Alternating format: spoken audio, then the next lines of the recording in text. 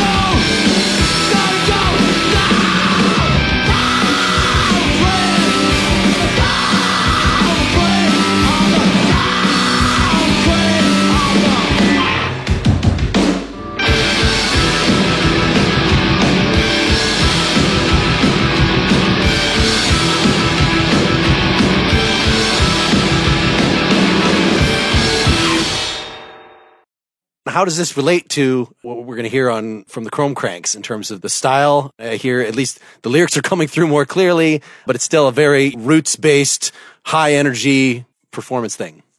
There's definitely some things that are very similar between Young Skulls and Chrome Cranks. I guess I kind of do what I do, and I have my style, and I'm just content to let that flow. But starting a new rock and roll band, I really didn't want to do something that was the same format as the Chrome Cranks. And this sort of organically came together. Chris, the drummer, texted me and was talking about wanting to put together a band with Maddie, who just recently started buying some 60s organs and playing them. The two of them were in the same rehearsal building. So it was just sort of came together, and right from the first note, it's a self-evolving situation as far as the sound goes. I mean, I've been writing the songs and then bringing them in, and we arrange them as a band. So it's much more of a group process than other things. No bass. Is he playing foot pedals or just keeping it with the left hand? He does. And that was when we first started playing together. The issue sort of came up was, do we want to find a bass player? And it was just like, no, we don't need one. It doesn't feel like we need one. It's been done before. There's other bands that have had, not very many, but once in a while, there's bands that have a similar format, but not too many. And it makes it different right from the get-go. And it imposes a playing field that automatically the sound is different than the Chrome Cranks and a regular rock band with a traditional rhythm section. It leaves some frequency spaces and some sort of implied bass parts, even if Matty isn't playing the bass parts with his, I guess that would be the right hand. The left hand, yeah. Left hand, yeah. Not bad. I'm barely there with like the neck of the guitar, So that automatically makes it different, and it makes it interesting for me, and for the other guys. At least more room for the drums to move around and in a different way. And certainly it sounds different to people that are used to hearing a regular bass, drums, guitar style rock band like the Chrome Cranks. Yeah, I mean, both the song itself and the organ sound are just so retro, mid-60s garage band. It kind of makes me wonder what bands like that actually sounded like if we had decent enough recording technology to have captured them. Like, I mean, just the amount of distortion that's on your guitar, certainly that was not a norm back then. However, if you take any amp and you turn it up far enough, especially old crummy amps, it's going to distort like that. So, you can picture the kind of band that's playing Louie Louie or whatever in their garage, potentially having this kind of bombastic drum and distorted guitar sound over that organ. But it's just not something that I've heard that exact combination on the radio from that time period, say. Well, certainly a lot of times if that did happen with those bands, it probably wasn't intentional. It was probably because they didn't really know what they were doing. Although with the Sonics, from what I know about the Sonics, they're working with Buck Ormsby. Their guitar sound was very much something that there was conscious planning that went into. I think he played, who was a guitar player? Larry Parippa, I think. He played through some sort of amp that was originally designed for keyboards. And I think that maybe he used certain gauge strings or tuned in a certain way or something like that to get that sound. But all that being said, the Young Skulls definitely, I don't look at it as a retro garage band, and I never looked at the Chrome Cranks as a retro garage band either, even though, with Young Skulls, we draw on that era, and, we're also blues based, which is the way that those groups generally were as well. But, it's not about trying to be some stylized, groovy band that you see playing in the background in some 60s teen comedy or something. It's more coming from a personal inspiration and trying to use the style as a way into connecting with the essence of the expression that you're trying to make with the music.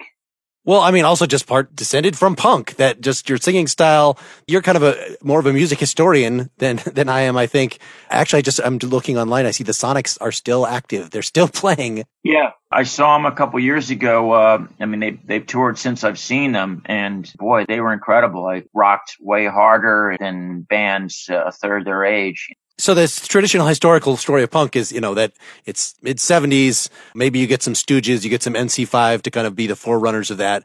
I just wonder if that's not all just kind of an oversimplified storytelling thing, that really you get the essence of punk even back in some of the 60s stuff. Like, it's just pretty much just a matter of how sloppy you're allowed to be. If there's a consistent story, it's a matter of kind of what was acceptable on radio, what was acceptable in popular culture, rather than what people were actually putting out.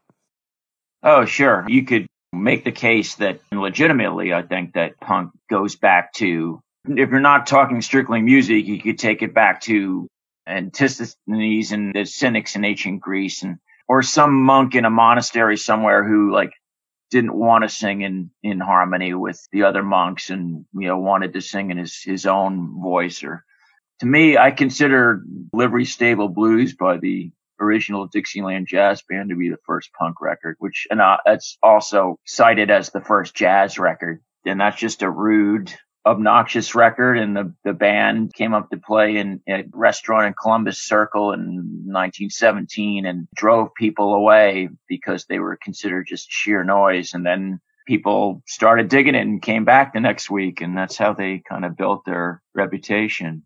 With rock and roll, it's a natural, organic evolution. And it's not like people really thought about naming a movement at the time that they were making it. That really started to happen with press trying to figure out, especially in England with the British music papers being weeklies, having to keep people buying the papers every week. They had to invent some sort of storyline for people to get caught up in and follow. So there's a side of it that's connected with the way that happened. Let's get another song out from your catalog here to keep talking about this. We're going to go to Dark Room, the first song from the first album by the Chrome Cranks. So the album is Chrome Cranks from 1994. Say a little about this before we hear it. This has got more of a blues edge than what we heard, and different engineering sensibility, different lineup, but certainly still a lot in common with this. I still feel like that's the greatest song, the most definitive Chrome Cranks song.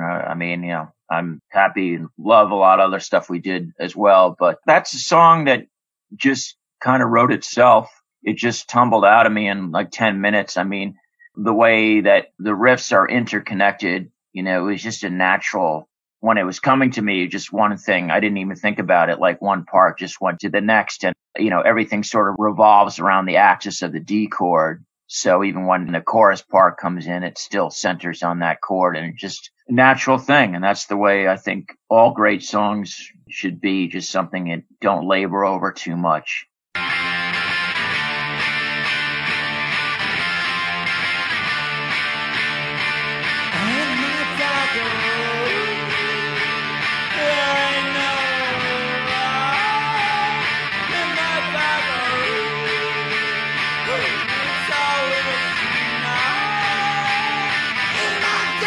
What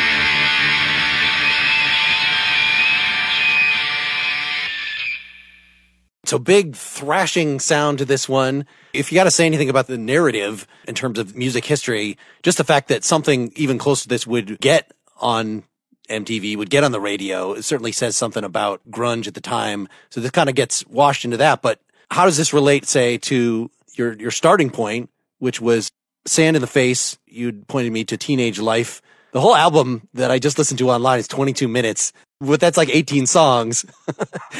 2 minutes longer, I think, than the first Circle Jerks album, or like 1 minute longer. You were starting out, just as a bass player in this. This is when you were in high school, 82, 83?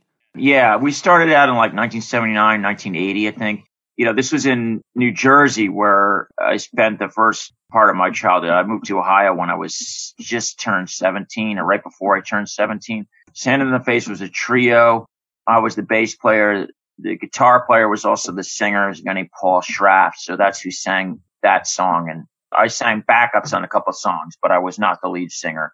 Paul wrote pretty much all the songs. There was a couple that I wrote, but we started out, learning to play and trying Ramones and Devo covers. And I think it was Paul who got the first Circle Jerks album and started sending away for the Discord 7 inches. And we started hearing the early hardcore on the New York radio on WNYU. Then everything we did had to get really fast after that. So we were one of the first hardcore bands in New Jersey. We didn't even know that there were any other bands playing that style when we started out. Later on, we connected with Adrenaline OD, was probably the biggest New Jersey hardcore band. 2 songs that we had recorded before I moved to Ohio. Teenage Life was one of those songs, which actually I should say we recorded our demo in the studio where the Misfits recorded Walk Among Us, which was pretty close to my house in New Jersey. Once I got to Ohio, I found the regional punk scene and I connected with Paul Mahern from the Zero Boys, ran a record label called Affirmation. He was cool enough to include Teenage Life and another Sand in the Face song on the Master Tape Volume 2 compilation that came out in 1983. So I think Teenage Life is the best known Sand in the Face song just because of it being on that compilation. Although even after I was out of the band, Sand in the Face did stay together for a few more years with a different lineup and they made an album. But, I lost touch with them. I was long out of the picture by then.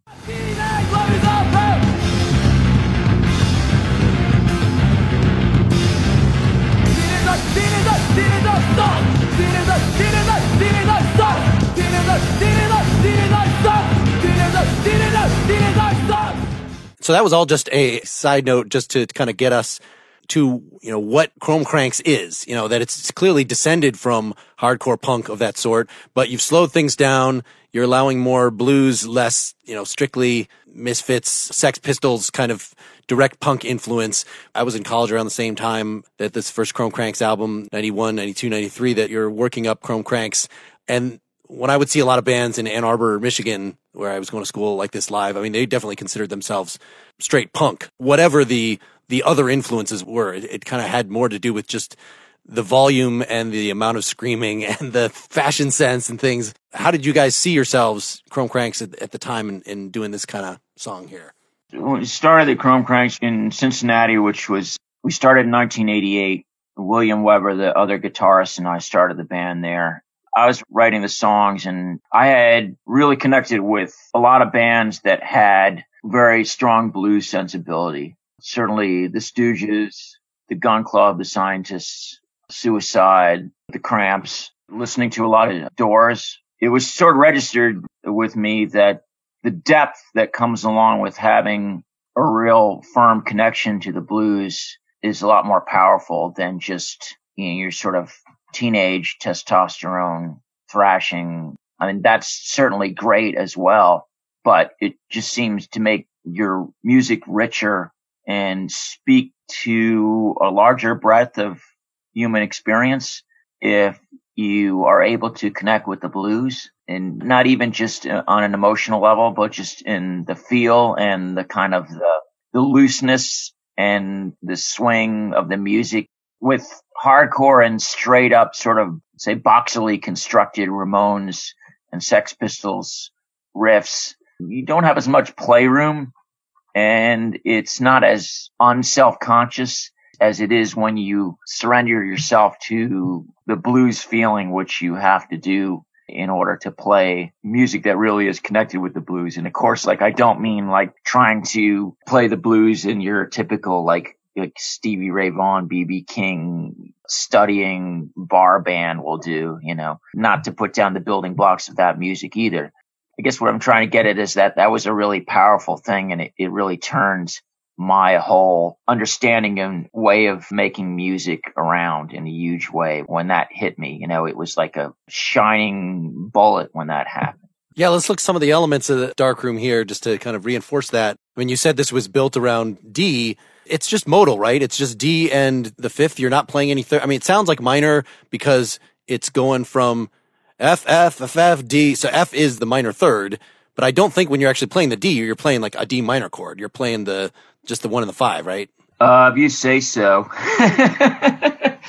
I guess it is modal because it just shifts while it stays within that chord it sort of resolves on. So yeah, I mean, I guess it is. And, so in a way I was, without even realizing it, sort of connected to John Coltrane and that modal tradition, I more think of it like, every metal song that when you're doing bar chords, you just do the 2 fingers rather than, stretch all the way across and hit a third of some sort.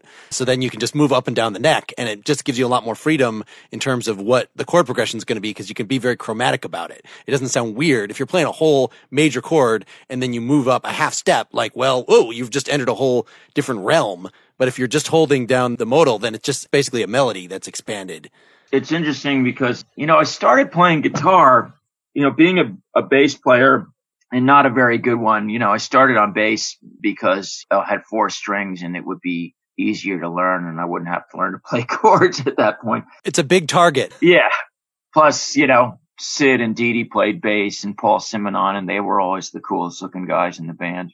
But I had started playing octave chords on the bass, and I figured, like, well, if I can hold these 2 heavy strings down, I could probably hold down 6 lighter gauge strings, Beginning of the Chrome Cranks, I could play bar chords. That's what I was doing. And then William and I decided to move the band to New York in 1992 because the people that got what we were trying to do musically, they were part-time. They had their own bands. And as far as people that had the time to put into our band, we couldn't find anyone that really got it. So that's part of the reason we moved to New York in 92. And we moved up there, we started playing with Jerry Teal, the bass player in the Chrome Cranks. And at one rehearsal, Jerry said something, I just play open chords on guitar a lot. And, I really did not know how to play open chords at that point. And William's like, yeah, those cowboy chords, I use those a lot. I'll show you. So he showed me A, E, and G. I learned those in a week. And, never look back. Never look too far beyond them. I guess I do other stuff too. I took like 7 bass lessons and I never, he tried to teach me arpeggios when I was a kid. I never practiced any of that stuff. I just got in my first band and started learning to play from doing that. But, learning to play those open chords in combination with the more like punk connected bar chords that I was doing, that was a key thing. And I guess moving between those 2 techniques informed how I would put together songs for the Chrome Cranks and continue to do so today. We've got a couple other sections in here. I love the feel of blues, the bended notes and just how beat up one can sound while doing it. But being tied to actual blues chord progressions is terrible, is like one of the worst. So figuring out like, now we're sitting on the D, we're doing this repetitive riff. What do we move to next? So if it was a normal blues song, well, let's move up a fourth. Let's move up 1 higher string. Well, you avoided that here. Let me just play a little bit of the B section where the sort of stereo guitars come in.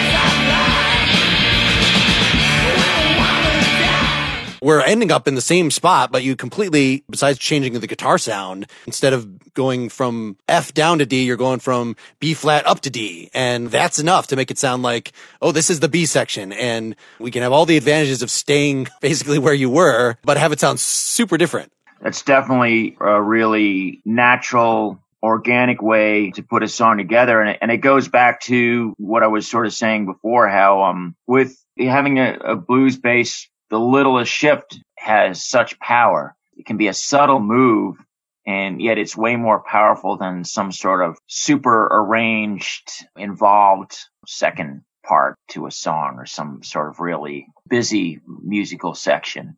And, a lot of that is tied into my ability as being a rudimentary guitar player, which is what works best for this kind of music. Obviously, if I was some really flashy, technically adept guitar player, that would totally not work for this kind of music. A lot of times those guitar players are not very interesting to me. It depends what you do with what your abilities are, of course, I think that's what makes this type of music special and powerful, is that it's so minimal. It doesn't take much for certain parts of songs to have real impact, but it's definitely a thing where not a lot of people realize that, the whole keep it simple type of ideology, it really applies with this music. It's a fine line between clever and stupid. Well, let's play the third section here then, just to reinforce that, which could be, I wrote down the chorus. I mean, I guess really the A section is the refrain. So it's when it gets back to that, you feel the relief. It's not this section. This is just more of an instrumental break here.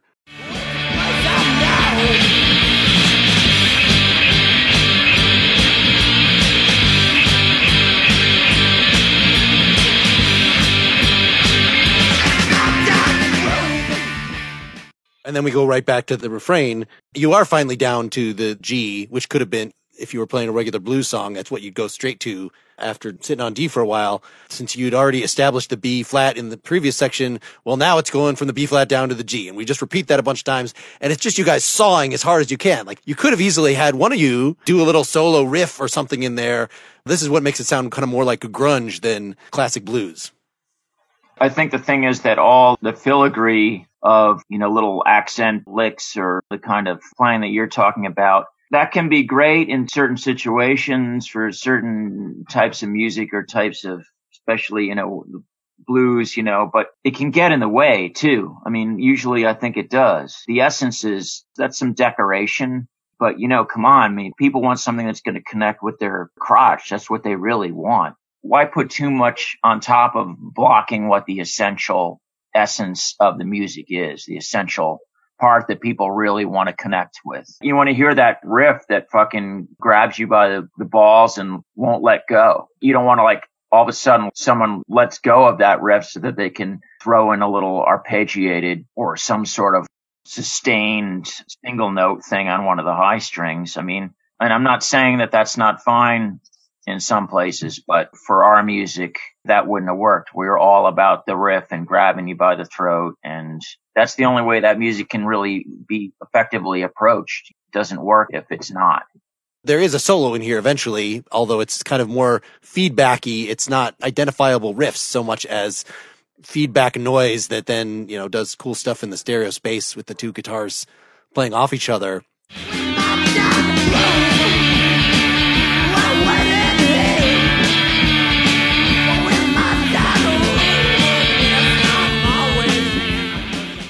It's totally like, venting your spleen. What William does, he opens up his heart and surrenders it to the song as it's being played, and doing that through the solo he does. And that's exactly what fits for that song. If it was something that was more cerebral, it's not going to work. It's going to sound like someone that wasn't invited to the party. So in terms of connecting with the thing you want to connect with, I mean, yeah, I get the big guitar riff being sort of the centerpiece, but where does that leave the vocals? They tend to be mixed pretty low on the Chrome Crank studio stuff. Like, I actually enjoyed the live album more just because the vocals were turned up and I could connect. You're doing some very expressive. This is the other place where the blues is coming in a way, punk blues, The Falls, Mark E. Smith, his style came to mind in terms of I'm not necessarily going to pick a particular pitch here. It's talk singy, but it's very expressive. That you're going in this song between a kind of yodely thing, there ain't no light, to a screaming thing very rapidly. I let myself be carried along. I let the song play me. And it's just a matter of what it's saying about surrender your being to music, and you do what feels right. You let yourself get pulled along by it. that's the only way that I feel right playing this type of music. Not that there's too many other types I can really play. I certainly don't think about it. I just do it and let myself get pulled along with it and serve the song and serve the moment. I guess with the vocal levels, what you're saying, this, yeah, in the studio, I guess we mix it that way because for one thing, it creates the sonic illusion of the music being louder than it actually is, even though we're an extremely loud band. So it creates that dynamic, but also the vocals have to fight it out with the guitars and the rest of the band. And that creates a certain type of tension that lends itself really well to the feeling that we tried to get across in that music. I think later on, the vocals got to be mixed in a little bit more discernible way. I think it's also just the style and the time period. I mean, it's a difference between like Husker Du albums where the vocals are all similarly strangled down there, that you're kind of channeling this late 80s punk thing. Whereas, you listen to Bob Mould stuff more recently, even if the guitar is just as loud and just as beefy, the vocals are it's just the style of how mixing has changed over time since 1994 here. I think there's definitely some truth to that. I still even, lean toward, even with the Young Skull stuff, I've tried to get better with the lyrics over the years, but there is something that I go back to, a Steve Albini quote that I loved and that I haven't let go of. And that was, I write lyrics so I have an excuse to scream into a microphone. Obviously, I'm a writer for, that's what I do for a living. So maybe I already have that. I wasn't really doing that during the Chrome Cranks, but, I guess I feel like with lyrics and everything, it's part of a complete package of the song. So as long as the complete package overall, it works, and the way the vocals are mixed fit the overall vibe and serve the feeling. And sometimes part of serving the feeling is to have it so that people have to listen a little bit harder or have to feel the tension of not being able to hear everything pitch perfect. Then I'm all for that. And that's, I find it is for the kind of rock and roll that I play. I find that feels really right. Yeah, I'm just looking through the lyrics for both these songs here. They both have a very definite vocal center. You're going to hear bomb train, bomb train, bomb train, or you're going to hear in my dark room repeat. This like you've got a central mantra for each of these things that kind of goes with the having a repetitive guitar thing. And then there's definitely some subtleties in here in terms of figuring out. I'm just looking at bomb train. They said you would never see. They said you were history. They said you would murder me. You're only young, but you're going to die. You're only dumb, but you don't know why. Take a look right into my eye. Like, there's a story there. I'm not sure what it is. I'm not either. I mean, usually the way I write songs, I'll come up with riffs that feel good. Something that if it sticks in my head, I'll hang on to that and make it into something. A lot of times I start with a title, generally before I have any lyrics, because that forces me to write lyrics that fit the mood of that title. And I find that with a lot of my writing that I do just as a journalist, like I'll have a title for an article usually, and that'll sort of set the tone for at least the way the article starts and unfolds. I think that is something that crosses over into songwriting. I mean, yeah, I have some songs here and there over the years that maybe were inspired by a particular person or some particular event, but usually it's just the words support the mood of the song. That's the way I try to do it. And they don't mean anything in particular most of the time. I'm not worried about that. I don't care about being seen as some Bob Dylan's already been Bob Dylan, I'll never be that. And I want to take people for a ride with the songs. And so I want to create a whole vibe, and the lyrics are generally just part of that, as is the title. But with Darkroom, like I had the music first, and we jammed on it in rehearsal, and I was just sort of like faking words. And then later on, Darkroom, like somehow and then in my dark room, and the song has this sort of very much of a feel of desperation about it, like a claustrophobic and a sort of a suffocating feeling about that song. And I think that the title and the lyrics, which are pretty minimal, work together perfectly for that song. With Bomb Train Blues, that's interesting because with Young Skulls, we started rehearsing in this building it's in Kingston, New York, and it's in kind of a warehouse district, and it's right next to railroad tracks. And there's these trains that roll through, like, I don't know, almost every hour, that a lot of people have been up in arms about them, was these oil tanker trains. People have been concerned about the hazard that goes along with that. And I think we were rehearsing one day, and the trains like literally go by outside the building pretty close. So you hear these, trains roll by on the track, and one went by and Maddie said, "Oh, bomb train going by." It's not like I hadn't heard the word before because it's been in the news, but just bomb train, like that just stuck in my head. I mean, you've got the sort of railroad mythos that kind of ties into the blues thing, I guess. And then of course, just the bomb thing, which is explosive imagery. And I like the flow of, having the word blues in the title. It's a nod to that tradition of where rock and roll comes from. And I've used that in the word blues in other titles. Chrome Cranks had Lost Time Blues. We had a song called Collision Blues. Young Skulls have another song called Losers Blues. I like that nod to that tradition, and it just feels like you're really grounded and connected to things, but at the same time you're fucking it up also because you're not playing a straight blues. But it's sort of like, yeah, we're not a straight blues band, but we have a little bit of that. We have that in there. We're more blues than your jerk and your fedora or whatever, There's more just humor or fun in both of these songs that in various levels. And when the third song we're about to hear, Rubber Rat, that just becomes totally transparent. Darkroom is still, well, it's sort of scary, but it's sort of scary in a Halloween-y sort of, in that you can come inside, but you'll never leave. And this, the way the vocal acrobatics, like, it's not quite as straight as even Jim Morrison, who also has some similar vocal inflections a little bit and can sound a little tongue in cheek, but it's an interesting balance of like how serious you're going to be at any given point. That in the new band, I think just having that organ sound, like there's just something, a little circus-like or toy-like about the old 60s organ sound that it's just always going to add a little bit of fun as opposed to a serious, dark thing. Yeah, but at the same time, it offsets those dark elements. I just got a kick out of like referencing and tapping into things that would seem to be totally aesthetically and emotionally removed from the music that I've made in certain bands. Like with Chrome Cranks, I've talked about this, that was song 8-Track Mind, which is on that first album. The bass line from that was from an ABBA song, Does Your Mother Know? I had the single and I like ABBA, and I just sort of like was absent-minded playing it one day, and it was sort of like, wow, I could make that into something else. I've nicked little things from like ELO and like bubblegum bands, and it's fun to do that. And it also makes the music more complex in a way, because you're throwing in, even if people don't get it and it comes out different, of course, a wider emotional palette than I think a lot of people that try to play music in this realm wouldn't think about doing.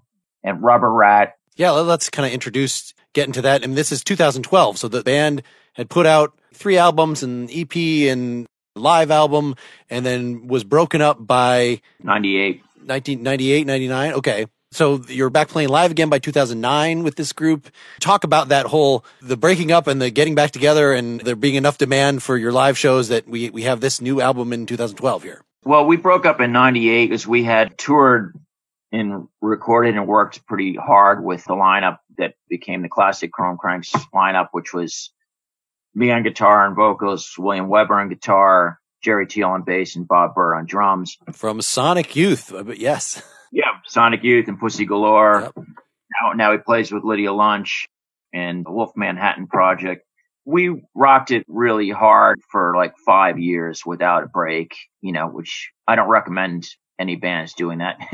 Take a break once in a while, do other things, So we ended up, like a lot of bands do, we ended up breaking up just because we needed to get away from each other. And we reconnected in 2007. A kind of anthology double CD came out called Diabolical Boogie, and we reconnected and brought up the idea of playing some more shows, and everybody was into it, and we did, and the response was great. We mainly played in the New York area, but we got offered to headline slot at a festival in France. And so we went and did that, and, felt really good. We'd all mended the fences, and no one was expecting to be MTV stars or anything. I don't know if anybody was besides me well, I don't know that I was expecting it, but the band was the driving force in my life. So, the whole vibe was different and better, and we all became friends again, and we decided to keep going. And I wrote some new tunes, and we went in and recorded it, and we did some shows to get the tunes down and pay for this recording. But we made that album, the whole album top to bottom, in 3 days. That includes final mixes and everything. And, it's the best the best recording experience anyway that we ever had as a band. So I'm really happy with that. But yeah, getting back to Rubber Rat, that was a title that I had bouncing around in my head, and I like the imagery of it. And, I like the saying a lot with a minimum of words as far as titles go. Catchy, short, punchy, catchy titles, I think, usually. I was always like, maybe either I have riffs in search of a title, or I have a title in search of riffs. And, I think I came up with the music and had the title knock around in my head and put them together. And again, with that song, musically, it just flowed out of me and wrote itself the way Darkroom did. That bass line, but then when it goes into the chorus riff, that's just something I just started playing and didn't even think about it. I didn't labor over like, oh, I got to come up with a second part to go with this other part. I was just jamming on it and naturally went into that. And I think that's the way the best songs always happen.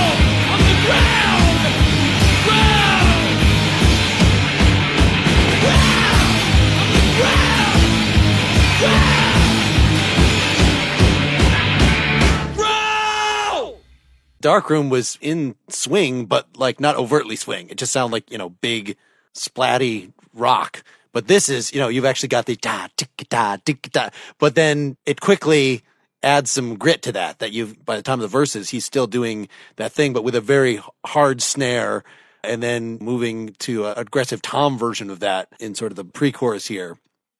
Bob's like a fucking brilliant, incredible drummer, as everybody knows. And, that was one thing about when the Chrome Cranks first got back together. It was amazing how we were all better musicians and more confident in the way we played the music.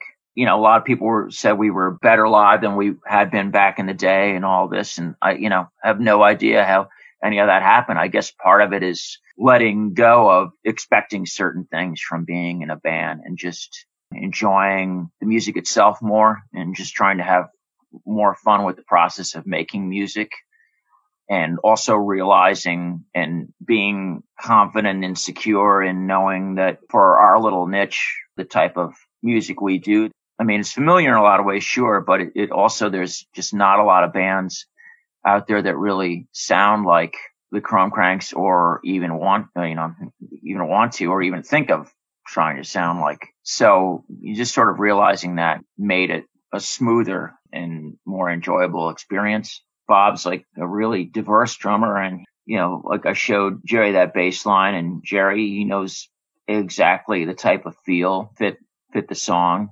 and Bob knows exactly the kind of feel to have when fitting in with what the bass is doing. Yeah, it's got enough of the feeling of a walking bass line, like that you would normally have over that kind of jazz thing, but it doesn't walk that far. It's not like actual walking bass lines. I started on bass, I started on upright bass, but that's something like when I see a fast jazz band doing these walking bass lines, I can barely follow what the guy's doing, let alone come up with that on the spot. But, walking bass line made for a rock player where okay, it's basically one or two riffs you're walking down. So it still has the same rhythm, but it's just not as confusing. It's a punk walking bass line.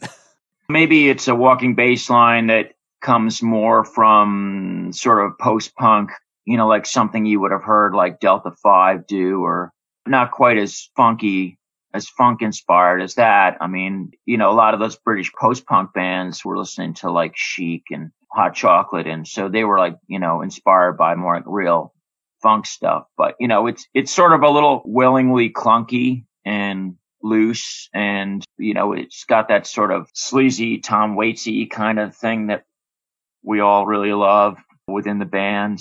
Everything works perfectly with that, and then then that sort of Stooges type chorus comes in, which I don't know, maybe something in the zone of like Down in the Street or one of those, or that.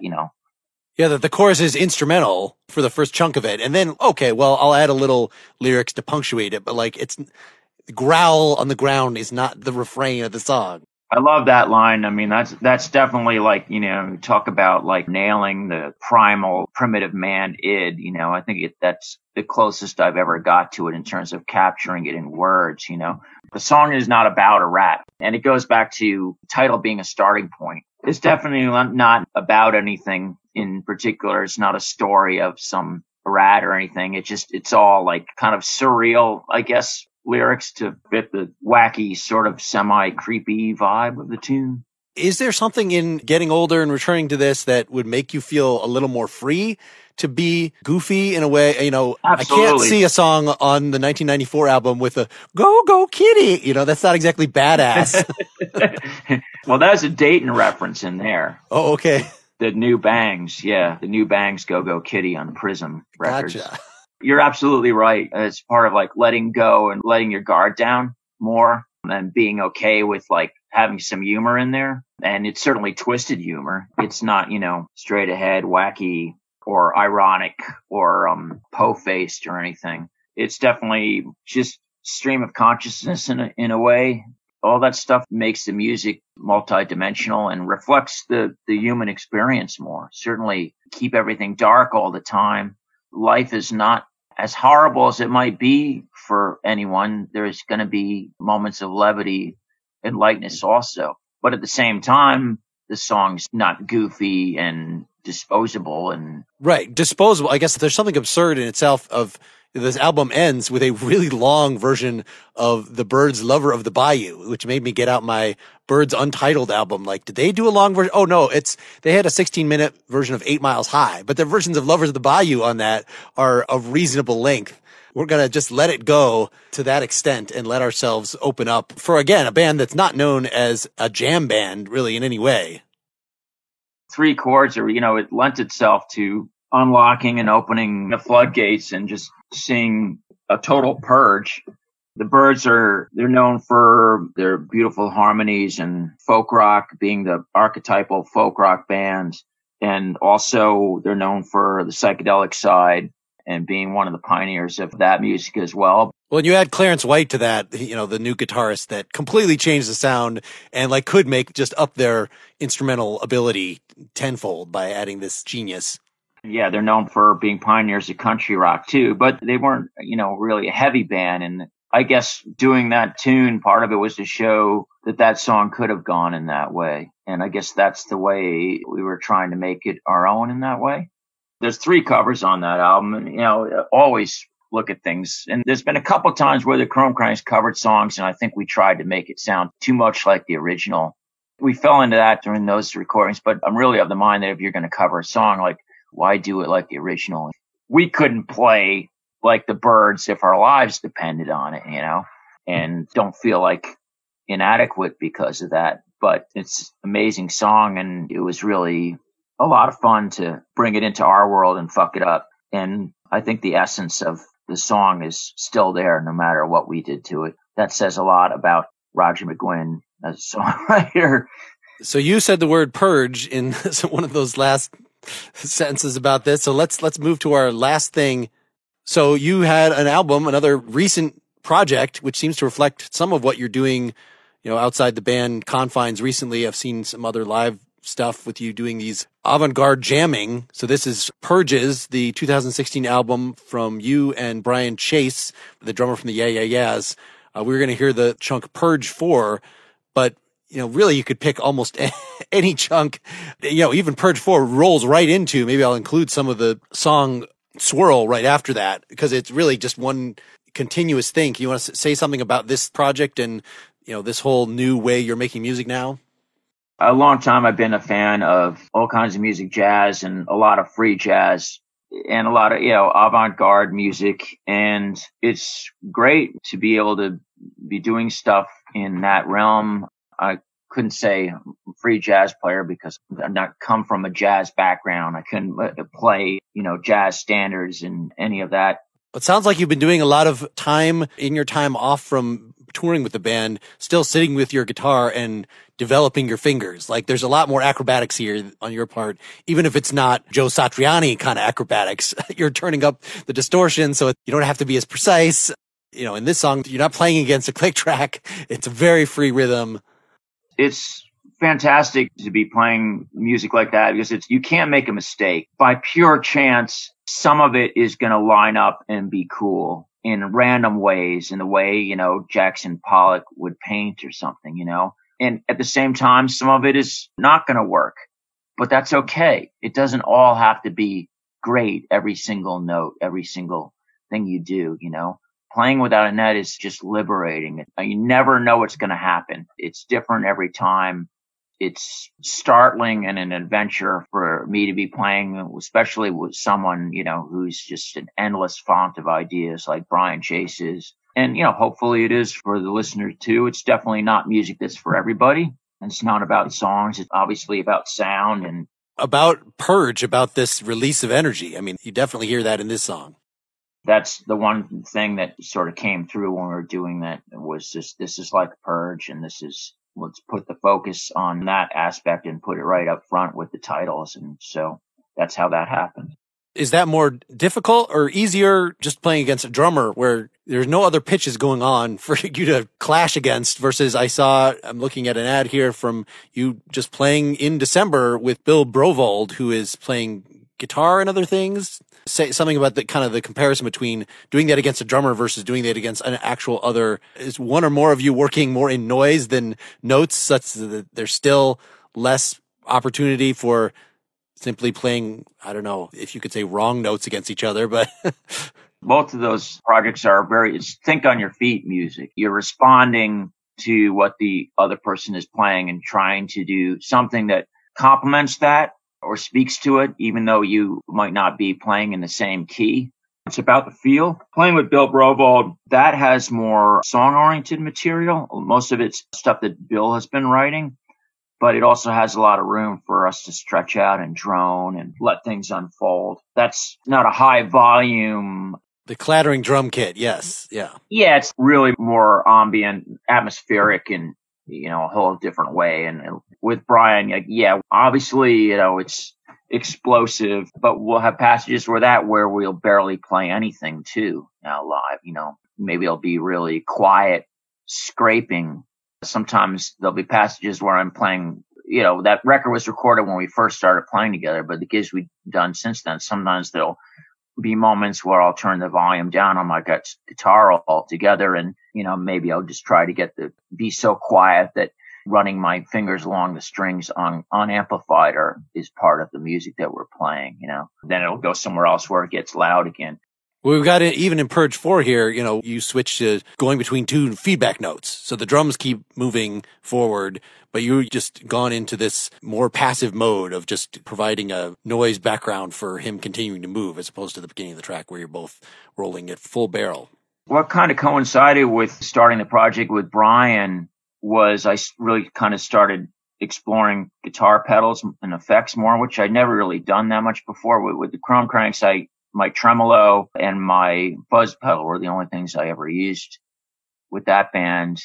And I thought it would be fun. Everybody else is fooling around with pedals. Maybe I should get some weird pedals and see what I can do with that. So there's a lot of instances on the record made with Brian where I was just literally letting the pedals play themselves, manipulating the feedback just through the pedals and trying to change the color of what was going on and have it go into really different frequencies and just letting it do what it did and with a minimal of prodding, That seems like a lost art, or at least lost to me, now that more of the processing is done on, in post with plugins. Like you can't add feedback after the fact, I don't think.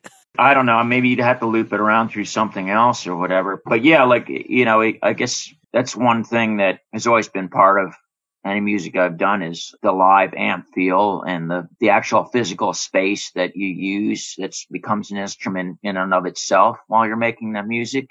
I mean, there'd be really during performances, certain times during Young Skulls or Chrome Cranks where maybe we'd open the song up and I'd do a little bit of that.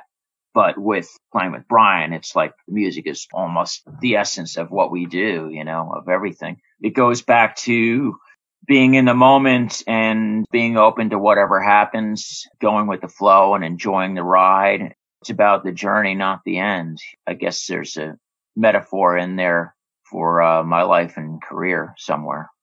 Well, it's exciting that you got back into it and are doing these different collaborations and exploring different ground and not just purely doing the writing, which is, I'll link to some of the music journalism stuff you've had, but we've reached the end of our time here. Here's some of Purge's. Yeah, thanks again, Peter, for doing this. Hey, Mark, thanks so much, man. It's really been a blast. I really appreciate it.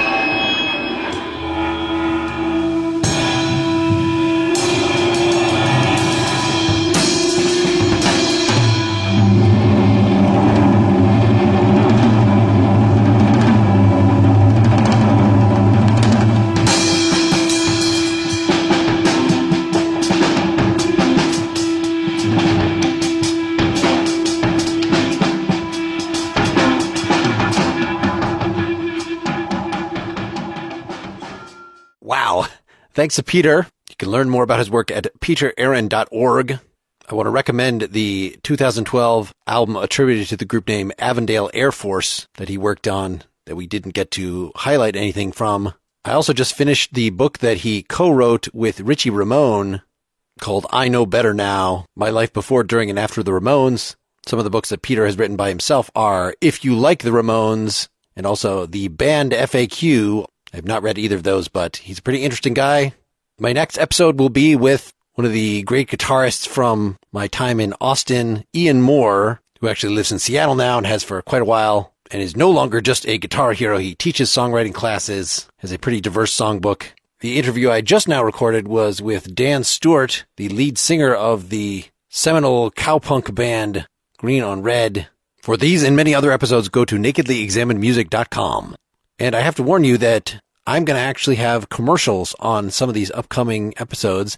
If you, like me, want to avoid ever hearing commercials, then go instead get these podcasts through your subscription at patreon.com/nakedlyexaminedmusic. With an even $1 per episode contribution, you can get an ad-free feed as long as this podcast exists, and your signing up will help ensure that it does continue to exist. You can follow us on Facebook, follow me on Twitter, email me at mark@nakedlyexaminedmusic.com. If you live in the New York area, you might want to see Partially Examined Life live on Saturday, April 6th. You can check out partiallyexaminedlife.com for that. Keep on musicking. This is Mark Linsenmeyer signing off.